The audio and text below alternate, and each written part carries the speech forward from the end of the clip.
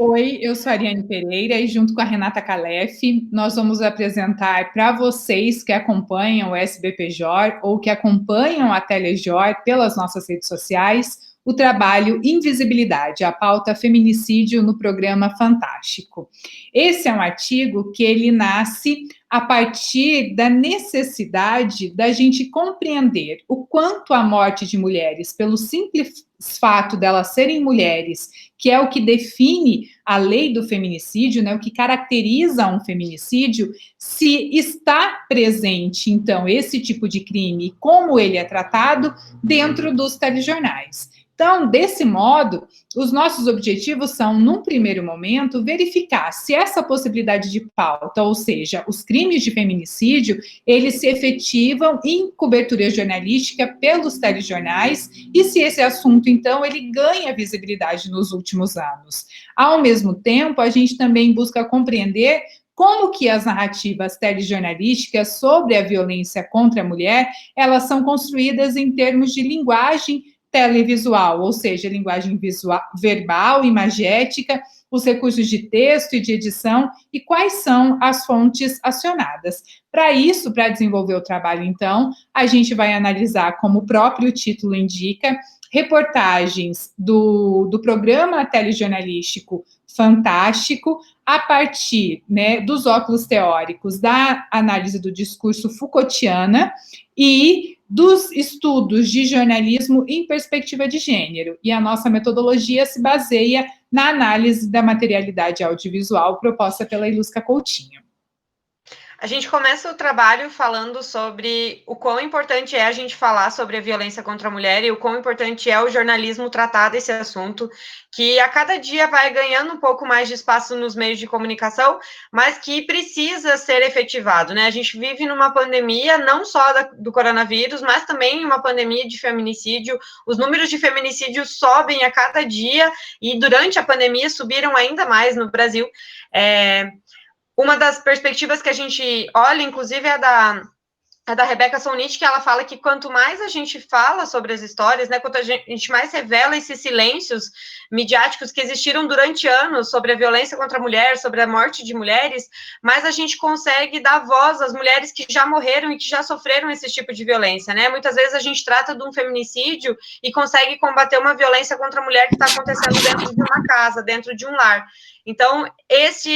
romper esse silêncio é romper um silêncio que já dura há muitas gerações, não só no Brasil, mas como em todo o mundo. É importante a gente frisar, Renata, que os critérios de noticiabilidade para a gente, eles servem como premissa. A gente parte da premissa de que os casos de feminicídio, eles são sim notícia, porque eles correspondem a 7 critérios de noticiabilidade dos substantivos definidos pelo Traquina, que são aqueles que efetivamente nos ajudam a definir o que é jornalismo e o que não é, o que vai para o jornal, independente da mídia, e o que não vai, né? Então, se a gente pensar que os casos de feminicídio, eles foram em número de 1.314 no ano passado, isso significa que uma mulher foi assassinada a cada 7 horas no Brasil pelo simples fato de ser mulher. E esse número significa um aumento de 7,3% em relação ao ano anterior, que é 2018. Além disso, o Brasil ele ocupa a quinta colocação no ranking da Organização das Nações Unidas dos países que mais cometem feminicídio, né? Num total de 83 países que forneceram dados para a ONU, o Brasil ocupa a quinta colocação. A morte, ela é um dos principais fatores, a notabilidade, o tempo, o conflito, a proximidade, são outros os critérios de noticiabilidade que estão presentes e que estão detalhados no nosso texto, que todos podem conferir nos anais da SBPJOR 2020, que estão disponíveis online. A partir do momento, então, que a gente relata, né, que mesmo até seguindo os critérios de noticiabilidade, então, o feminicídio, ele tem todos os critérios possíveis, né, para ser retratado dentro, é notícia, é jornalismo, a gente foi verificar durante a pandemia quanto de feminicídio, quanto dessa notícia apareceu nos telejornais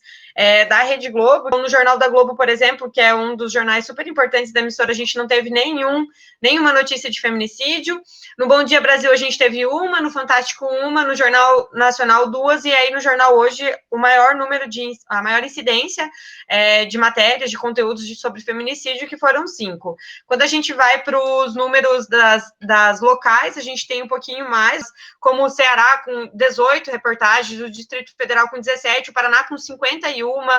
Rio Grande do Sul com 20, Piauí com 14, São Paulo 26, Santa Catarina com 25. Então, altos índices de notícias retratando feminicídios,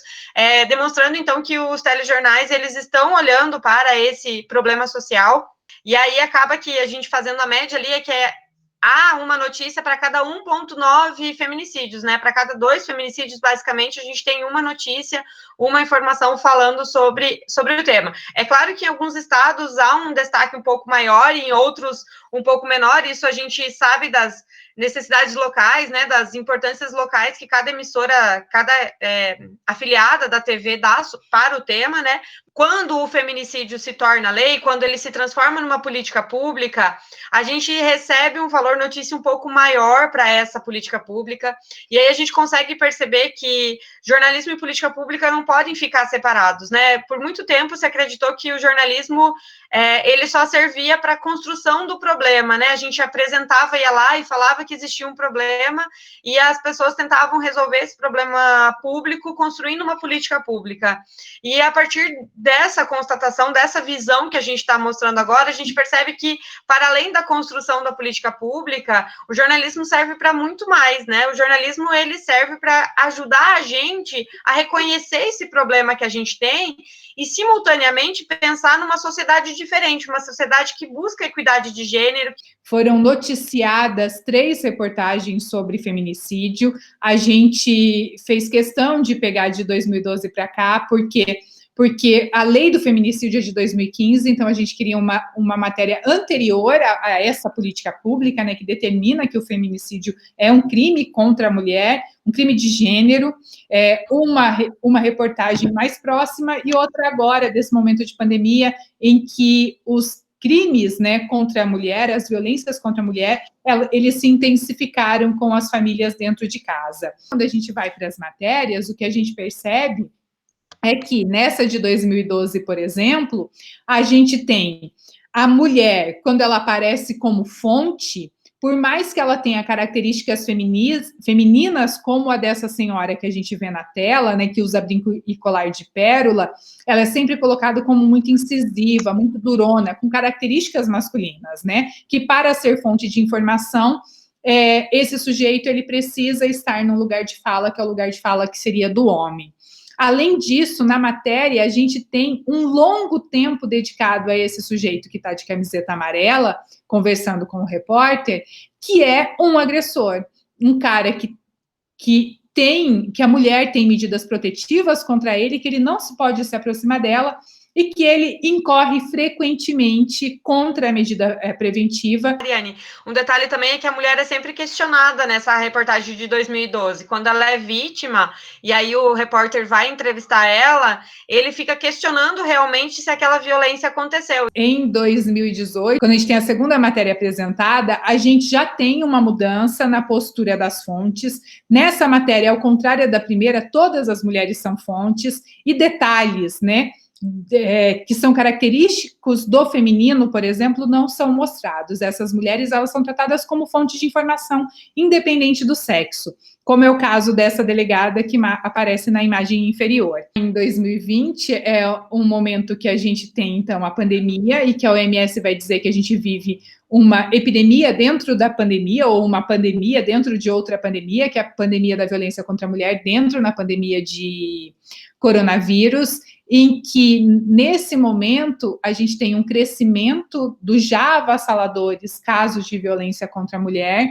e aqui a gente vê uma mudança definitiva e muito importante, porque as mulheres, elas não aparecem mais apenas como fonte de informação, e todas as fontes são mulheres, mas elas também aparecem como personagem da notícia. Se antes os homens, os criminosos, eles eram valorados na construção narrativa, agora as mulheres vítimas de feminicídio, como é o caso dessa senhora, de feminicídio não, de violência contra a mulher, que é o caso dessa senhora que está na imagem, que era violentada pelo próprio filho, e a Lei Maria da Penha caracteriza qualquer violência doméstica, não só a marido com mulher, como uma violência contra a mulher,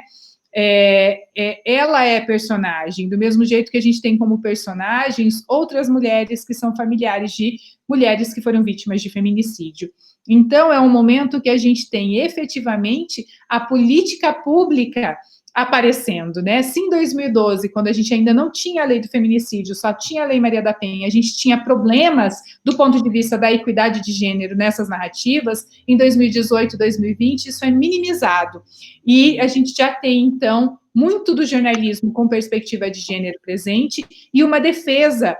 da necessidade de uma construção com equidade a partir das políticas públicas.